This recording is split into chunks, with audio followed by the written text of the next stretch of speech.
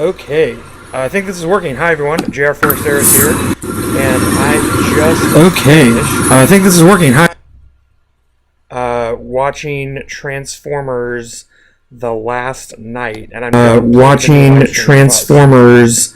Yeah, so I'm playing with a new live streaming software here. I think it's working now, but wow, where to start with this movie? First of all, I don't think these are necessarily supposed to be that coherent with each other, but yeah. And again, I get, I've only seen most of the Transformers movies once, but I'm pretty sure like Optimus Prime has already been bad before. I think he was even actually bad for like the good part of a movie, whereas in this one he was bad for like 5 minutes. I don't know. It was very strange. Also, I'm not sure how many times Megatron has died in the movies. I feel like at least twice, but he keeps coming back, which again is fine. I don't expect him not to. It's also just strange to me. And then also, I feel like there have been at least two or three different times that Earth and Cybertron have been linked in some way, and that was a major plot point. But then it changes every time. So anyway, this movie was strange. It wasn't all bad. It was actually pretty fun and pretty bonkers in ways that I wanted to be better than they were. But basically, you find out in this movie that Earth is actually Unicron, which is either a planet or maybe some sort of sentient being. It's never really made clear. I think that was set up for a potential sequel. Anyway, it's the ancient enemy of Cybertron, which is the Transformers homeworld.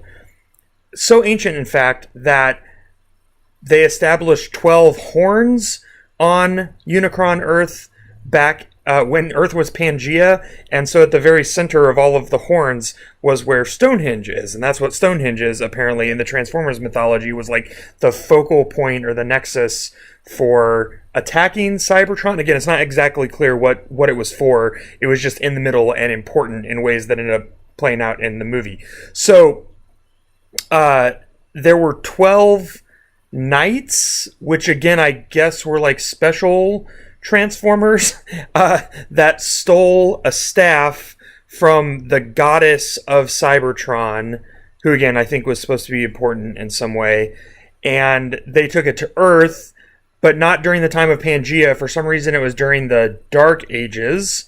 And again, instead of maybe going to like some Arab sultan who was in a better position than England in the Middle Ages, or like someone in one of the Chinese ruling dynasties, places that were actually, being advancing and stuff like that, they decided to go to King Arthur because, again, sure, why not, right? And so Merlin got the staff, and now that means for some reason only Merlin's descendants and this Cybertron goddess can use it.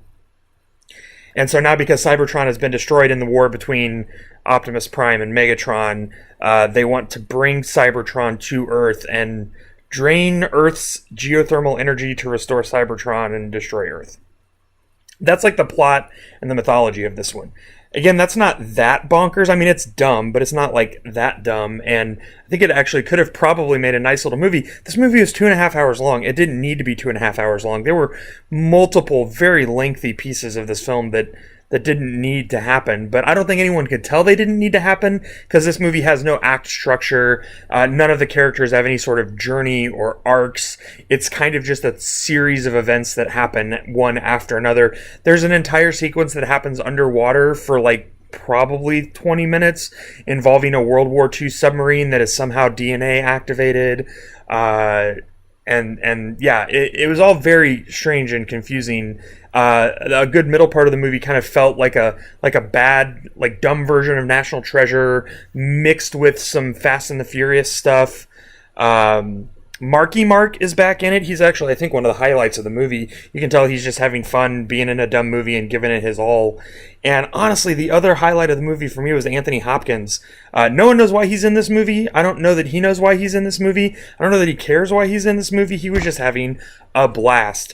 Delivering his lines with a lot of gravitas, saying some of the most ridiculous stuff, doing a lot of comedic beats. He plays like the last member of this global society of Illuminati that protect the Transformers, sort of. And he has this Transformer steampunk butler named Cogsworth, who speaks in a British accent but also seems to be pretty hip on slang. And gosh, those two, again, none of it makes any sense, but they were super fun and silly to watch. So I don't know. I enjoyed it when they were on the screen. And then, of course, Anthony Hopkins dies at Stonehenge, just sort of like wandering. He's like just wandering around until he gets shot by Megatron. He doesn't do anything there. He doesn't need to have been there. It was just weird and hilarious.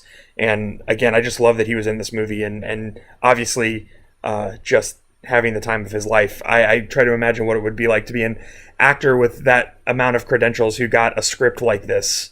How do you not say yes and just laugh all the way to the bank? I don't know. Anyway.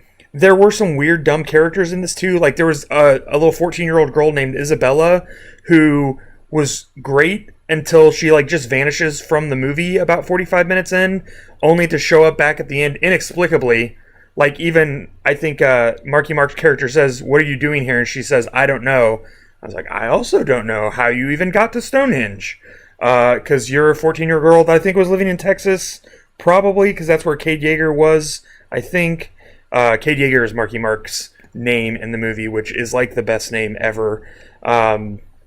Anyway, then there was also a woman named Vivian who turns out to have been Merlin's last descendant, who also plays Polo and is a history professor and is like the hot, like not Megan Fox in this movie. Again, very inexplicable why she's in the film.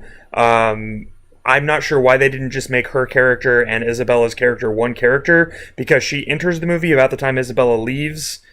So they could have just been a composite character, and it's not like they were worried about things making sense. So I think she could have been there. Also, we got a great action polo scene. We don't get very many polo scenes in films, so it was kind of fun to see that, I guess. Also, there were like 5 seconds of Dinobots in this movie, and there was one time that the Dinobots were in an actual fight, and it was awesome. But then again, why aren't they in the rest of the movie? Why aren't they in the final brawl? I just want Dinobots. Can we just have an entire movie of Dinobots? Transformers 4, they said it was going to be all Dinobots, and the Dinobots aren't in it until like the last 20 minutes. So, anyway, I don't know.